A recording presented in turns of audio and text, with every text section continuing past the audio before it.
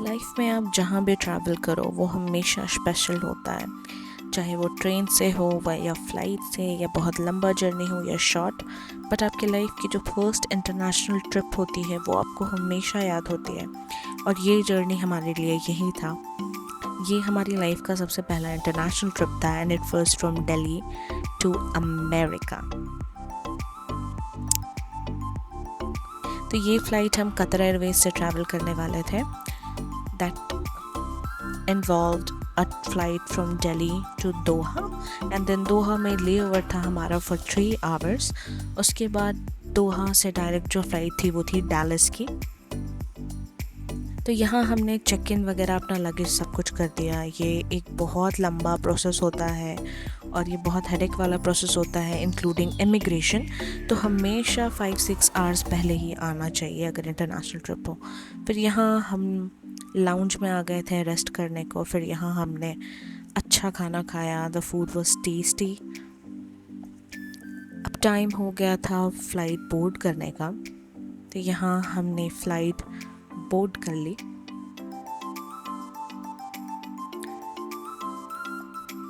Flight around 9 o'clock night को थी हमारे।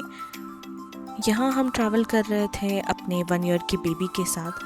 तो बेबी को पहले बहुत सारे स्नैक्स मिले और टॉयज़ मिली।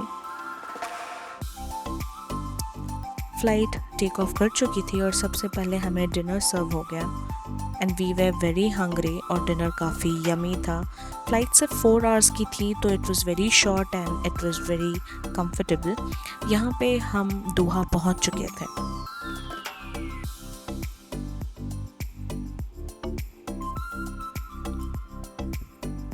4 hours की जर्नी तो काफ़ी इजी थी बेबी के साथ, बिकॉज़ वो बहुत थका हुआ था तो उसने नैप लिया ऑलमोस्ट 2 hours और बाकी 2 घंटे वो सोया। तो जर्नी हमारी काफ़ी स्मूथली निकल गई। बट असली जर्नी इज़ ऑफ 16 hours जो कि दोहा से यूएस के लिए होगी, डैलस के लिए। तो यहाँ 3 hours का जो लेओवर था, हमने सोचा था कि ये बहुत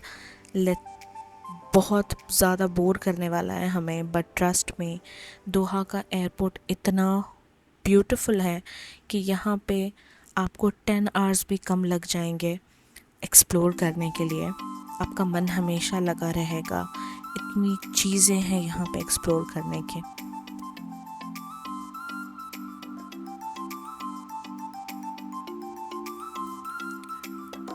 इस एयरपोर्ट में हमने अपनी बेबी को बिल्कुल फ्री छोड़ दिया ताकि वो थक जाए, ताकि वो बहुत एंजॉय करे, खेले, चले और वो थक के फिर बाद में जो हमारी लंबी वाली फ़्लाइट है उसमें आराम करे और सो जाए, ताकि हमें भी स्पेस मिले, हमें भी एनर्जी हमारी भी बचे। तो हमने वही किया, हमने अपनी बेबी को बहुत चलने दिया, बहुत खेलने दिया।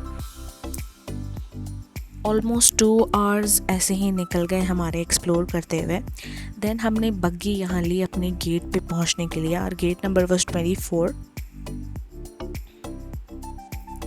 एयरपोर्ट इतना बड़ा है कि आप पैदल अपने गेट पे पहुँच नहीं सकते हो। तो यहाँ पे 2 वेज़ होते हैं जिससे आप जा सकते हो, या तो एयरलाइन का खुद का इनका एयरपोर्ट पे ये देते हैं मेट्रो की सर्विस, आप वो ले सकते हो, या तो आप बग्गी की सर्विस ले सकते हो जो कि एब्सोल्युटली फ्री होती है।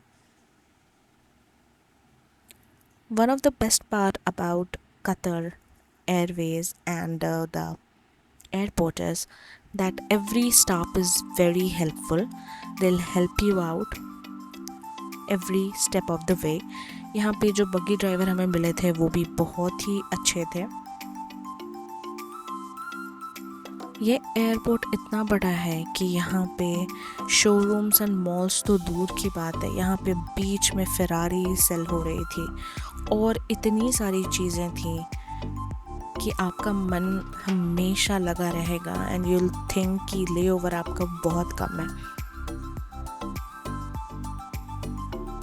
अब फाइनली हम पहुंचने वाले थे अपने गेट पे और बग्गी के जो ड्राइवर थे उन्होंने हमें ऑलमोस्ट अपने स्पॉट पे यहाँ पे ड्रॉप कर दिया था। यहाँ से हमें खुद ही ट्रैवल करके अपने जाना था अपने गेट पे। फाइनली हम गेट नंबर 24 पे पहुँच गए, जहाँ से हमें यूएस की जो डैलस की फ़्लाइट थी वो बोर्ड करनी थी।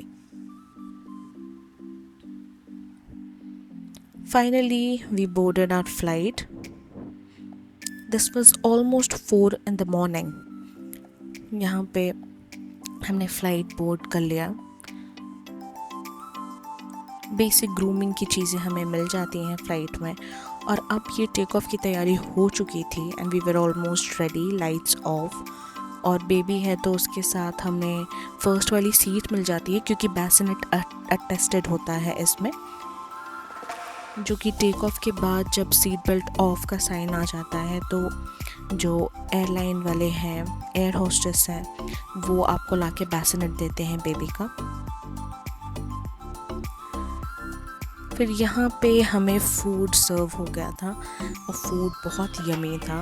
It was Thai chicken, cheesecake and दाल का कुछ पुडिंग था.